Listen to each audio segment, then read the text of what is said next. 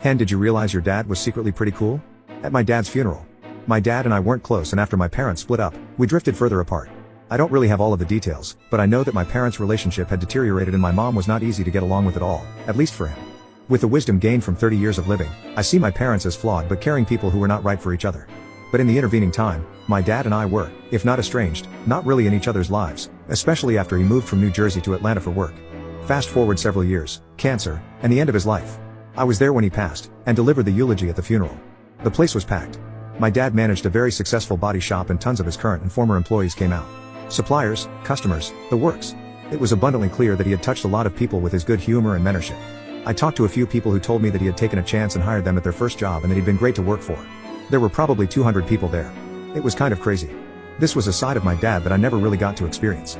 He wasn't great with me as a kid, and by the time I was old enough to have really benefited from his strengths, he was mostly out of my life. I have very few